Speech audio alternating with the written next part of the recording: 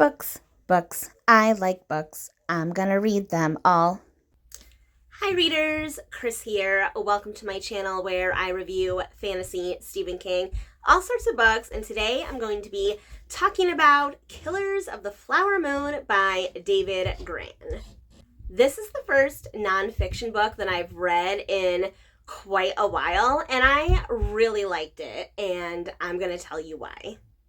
First of all, if you don't know anything about this book or what it's based on, this book came out in 2017, and David Grann is basically kind of an investigative journalist, and this book follows his investigation of the Osage murders. And what that is that long story short, there is a community of Native Americans in Oklahoma known as the Osage Nation. They were put there, obviously, by the government, and it just so happened that when they were forced to relocate to this land, they discovered that this land was rich in oil. So the Osage Native Americans, the Osage Nation, became like the most wealthiest people on the face of the earth because of the oil. But of course, anytime there is money involved, these people were systematically targeted and killed for their money. And this really investigates like how this happened, how such a horrible thing could happen, how this case really changed the course of U.S. history, especially in regards to the formation of the FBI, the Federal Bureau of Investigation. And then it also covers a little bit about like what happens after, and I'll talk about that part a little bit later. I do want to say up front that I'm going to try to keep my review as spoiler-free as possible. Obviously, this is a nonfiction. It's based on true events. Anyone can go look up this information. But as far as the way that the story unfolds, the way that the narrative unfolds in the book, that I will be a little bit vague about, because I actually think the less you know going in, the better experience that you will have. Let me elaborate on that a little bit. So this book is basically separated into two sections, and the first section basically takes place in the past. So all of this happened in the 1920s, so about 100 years ago here in the US. So in the 1920s, these Native Americans, the Osage Nation, they discovered oil, they got really rich, and the first part of the book really explores this time period. It explores how the Osage ended up on this land, how they ended up with all this money, and then how they ended up being manipulated and murdered because of that money. So that's like the first part of the book. Oh, and I guess I should mention it also follows the investigation, how the FBI had to step in. This was one of like their first really big cases, how that how that kind of unfolded. All of that's really, really fascinating. But the thing that I actually found more fascinating is the second part of the book. So the second part of the book really explores David Grann and his experience investigating this. And why I find that part more interesting is because he digs further and deeper than anyone in the original investigation did. Like basically back in the 1920s, there was an investigation, and then once that investigation was done, it was solved, closed, everyone moved on. But of course, everyone left behind, these poor people, like it wasn't over for them.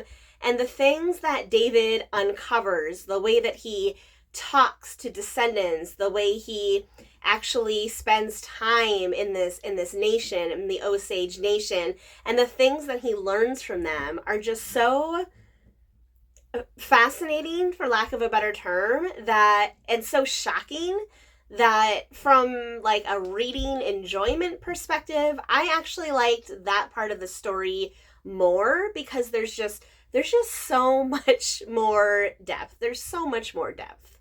So what I like about this book, one, is what I just said, the way that it unfolds. The way that you get the first half of the story where you're kind of like, okay, this horrible thing happened, and then the FBI comes in, they catch the bad guy, they solve the case, and it kind of feels like a heroic moment almost. Like there was a lot of attention on the case at this time. They kind of pinned the whole thing on like this one guy, this one evil man type thing, and there's like a very much a feeling of like satisfaction and heroics, and like they caught the bad guy, and that type of stuff. But then you get to the second half of the book, and all this other information starts coming out and starts being uncovered by David. The more he digs, the more he spends time talking to these people, all of these little things start to come to light. And it really does feel at times like reading a thriller or a suspense novel where all these little clues start to appear, and it kind of changes your impression of what happened in the first half of the book. And it's not that those things didn't happen and there was an evil guy and he killed a lot of people. It's not that. It's just that section, the whole first half of the book, which feels like this really big thing, it makes it seem like it's a really small thing, and it's only a small piece of like a much larger puzzle. And I think that the way that David writes this book and presents this information to us as a reader is just, it's really fascinating. And as I got closer and closer to the end, I felt myself reading faster and faster because I wanted to get as much information as possible and see what happened. And honestly, like, it's pretty shocking at times.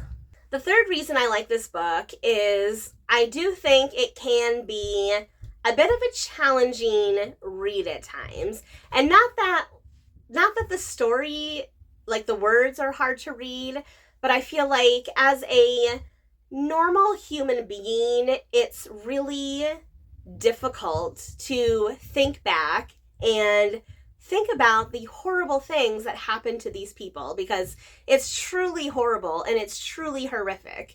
And for, I think, most of us, it's like really hard to understand how humans could treat other humans so horrendously and so poorly. Like, how could that happen? How could one human kill all these other humans? How could so many people be so violent and horrible to the Osage Nation? Like, how can that happen? That part, it's really hard to like wrap your brain around. It really is. And honestly, like I'm still struggling with it. Like I recognize that is a part of the U.S. history, and it's something that you have to just deal with and think about. But the only thing that I can think of in my head is that, unfortunately, at that time, I believe, these people, the white people, for lack of a better term, didn't see the Osage as fellow humans. They saw them as less than. So because they saw them as less than, that allowed them the space to do horrible things to them, to steal their money, to murder them, to manipulate them, to do all these horrible things because they didn't see them as fellow humans. And again, that's like a really hard pill to swallow. It's one thing to like say, okay, there's one evil guy that did this. Like, that's understandable in a way because we know there's, bad people out there.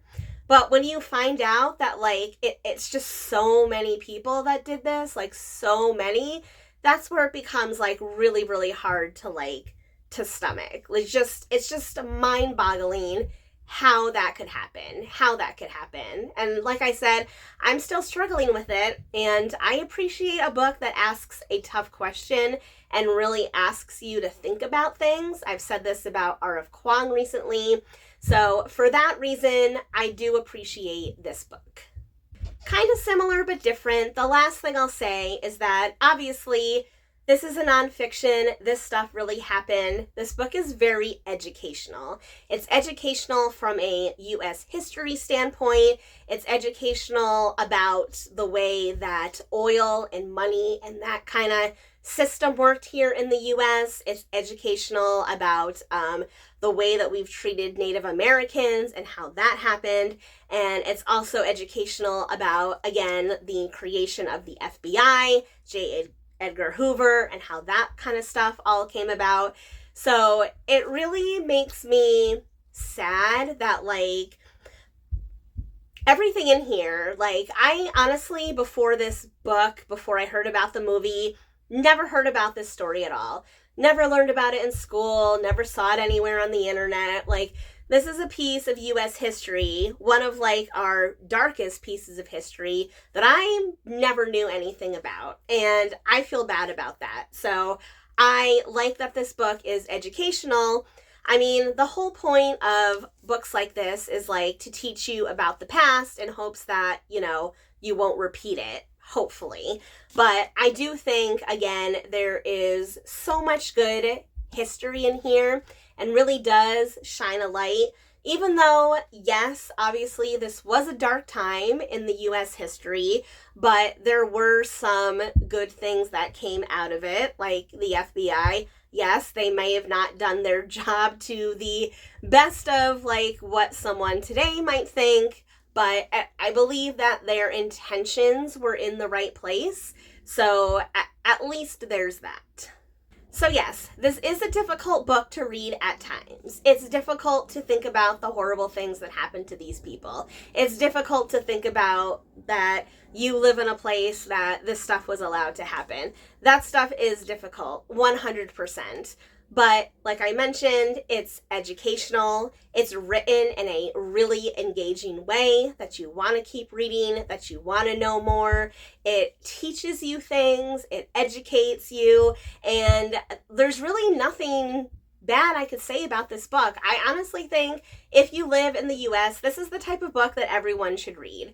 You should know about this history, you should be educated, and you should understand what it is that happened so that, again, hopefully history does not repeat itself.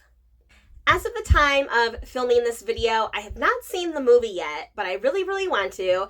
I've heard mixed reviews, but I'm really curious to see how the movie handles the two kind of timelines that are in this story, you know, the past, and then, you know, all the stuff that he uncovers, you know, more in the quote-unquote present day. So I'm hoping to get to that soon, and maybe I'll do like a comparison at some point. If anyone's interested in that, let me know in the comments section below. If not, let me know if you've read this one. If you haven't, did you hear about this like before the book or the movie? Did you have any knowledge of it whatsoever? Let me know all your thoughts in the comments section below. And as always, if you like this video, please give it a thumbs up. If you're not already, please subscribe to my channel for more bookish stuff coming your way soon. All right, everyone, happy reading. And for my fellow U.S. friends, I just want to say happy Thanksgiving from me and Roscoe. Hope you have a lovely weekend with you and your families. Thank you, Roscoe, and your furry friends, and we will see you soon. Are you so happy? What are you thankful for? Are you thankful for Mommy? Yes, I'm thankful for you. Yes, I am. I'm so thankful for you. I know. I love you too.